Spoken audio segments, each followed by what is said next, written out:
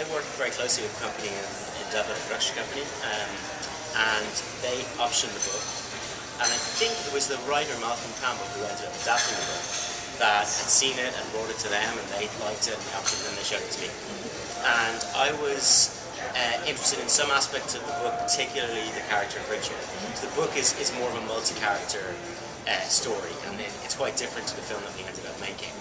But it was a starting point, and I started working with Malcolm, developing the script, bringing it in the direction that we thought was most exciting.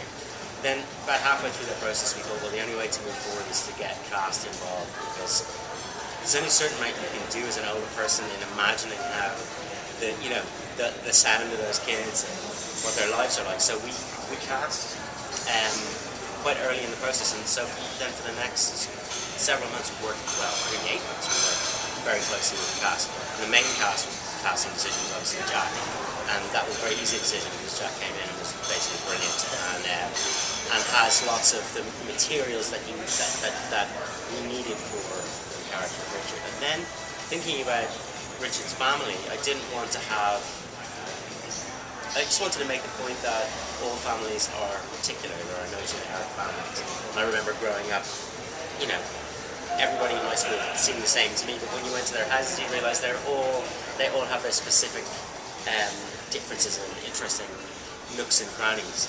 So the idea came that we would cast an actor from somewhere else to play Richard's father, and I'm a big fan of Lars's work in Killing, and we sent him the script, and very happily he agreed to do it.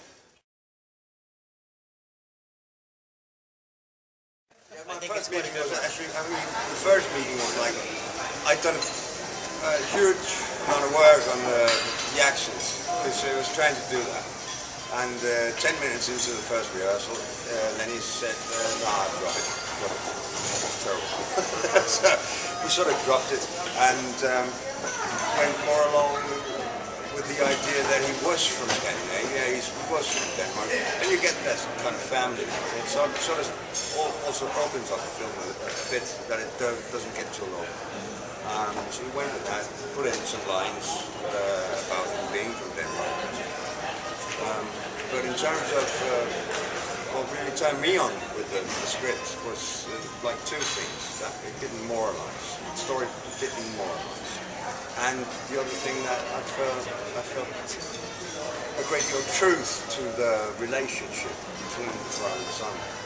And the possibility of describing that kind of friendship that we, at least, as a middle class in Denmark, have towards our children. We want to be friends more than really parent. And how that deep friendship and filled with hope can, in a flick of a moment, go from joy to disgust, to hate, to never returning. So that was very true and appealed to me. And then, having seen Lenny's two other movies, I knew he would be the guy to do that truth.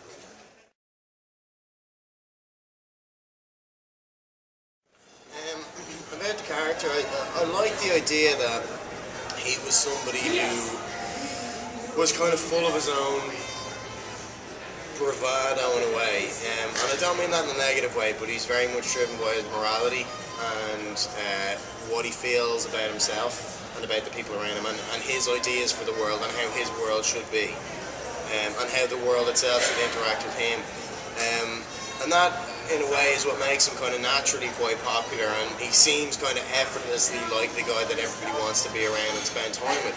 But there's also something actually very sad about Richard, and quite solemn, and you see that in moments where he's on his own in the first half of the film, where it's not like, he's upset with anything really necessarily, it's just that he's kind of a little bit of a loner as well in a way, and I thought that was an interesting thing to play, and that'd be, a bit of a challenge for me to do, but it'd be, really good, really interesting. So yeah, we also developed for a long time before we went in to do principal photography. We spent 8 months working on the film before we actually shot it. And during that time, the cast as an ensemble with Lenny and with Malcolm, and at times with Lars as well, sat down and we just talked about our experiences of growing up where we did, and the societies that we lived in, and the schools we'd gone to, and the things we did, and we kind of developed the truth in the script through that process.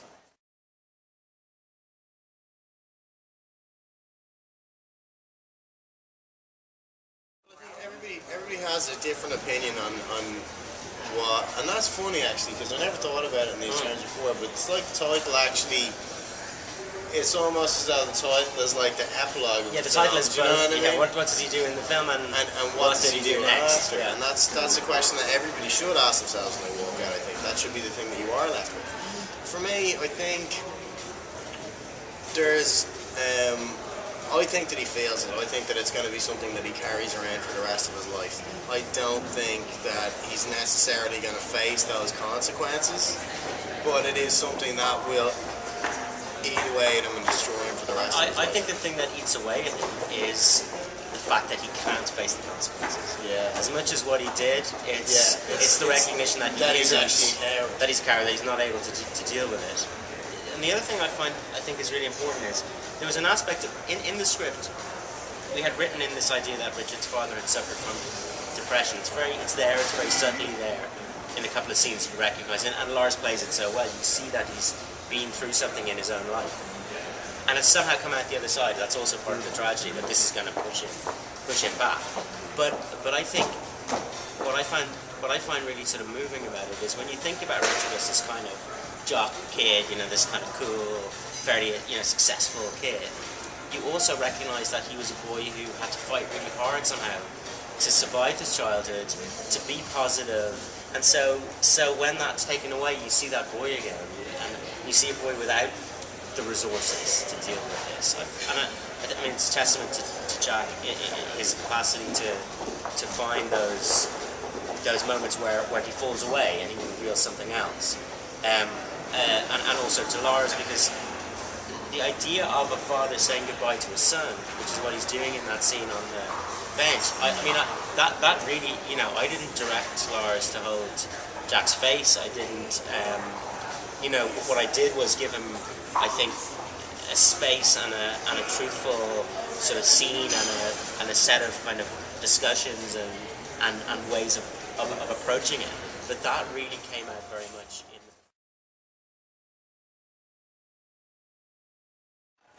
I think it's what I find when I see the movie. It's extraordinary the level of acting in terms of truth that you bring forth in all these young people, and it's sort of held documentarily with the camera, like you say.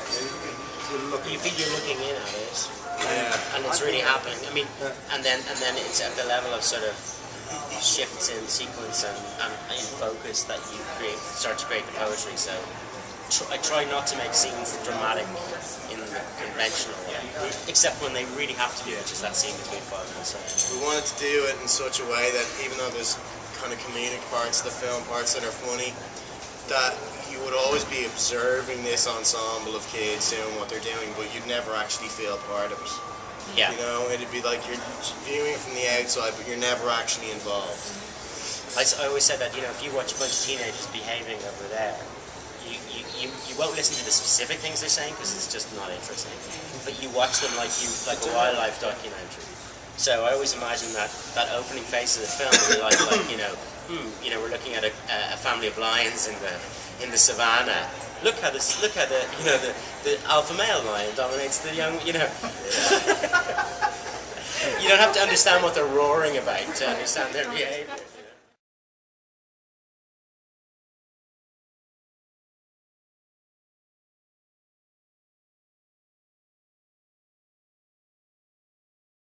The way we did it was, Lenny and I had a good chat about it before we did it. And we decided not to actually rehearse it to that sort of intensity or anything like that. We tried to find these kind of physical shapes where we could let it naturally grow from itself. And the one that we went with in the end was where Richard would be asleep. And it's that thing of waking up out of a dream into a nightmare where just it rushes over you, you know what I mean? And it's just too much for him to handle. And he's on his own and he panics. and that's where it came from. But in order to get to the intensity, that just came from the trust that I had for Lenny, 100%. Just that I knew no matter what happened, it'd be the right thing, he'd find it the right way in the edit, and that I could just really go for it and trust him. I mean, the thing about that scene as well, that's important is, or how you approach a scene like that.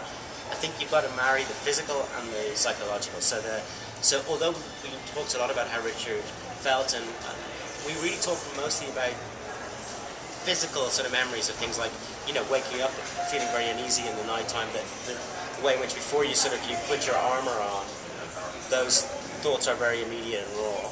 And then there is, I mean, it sounds really kind of bizarre, but it's, you know, the thing is, you force yourself to laugh, you can actually start really laughing. Yeah.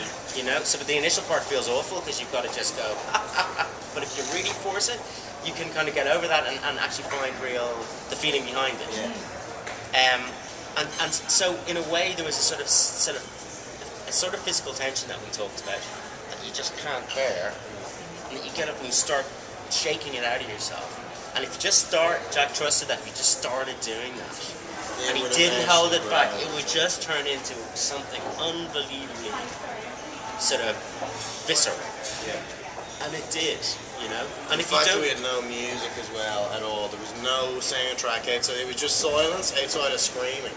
That was just really disturbing, that, isn't it? it was hard to do, and it's also shot in a particular way where the frame can't contain the action, so the lens is a bit tighter than you would, you know, because he's going, you can't hold him, and so you feel the force of it. I mean, I think it's an amazing, from everybody's point of view, a really great sequence. You know, I'm very pleased with it. The tension of the day builds to that very successfully. And it was a necessary scene for the film as well. We needed to have that moment where it really all just fell apart. I don't think it would have been. It would have been a different film. It would have, yeah.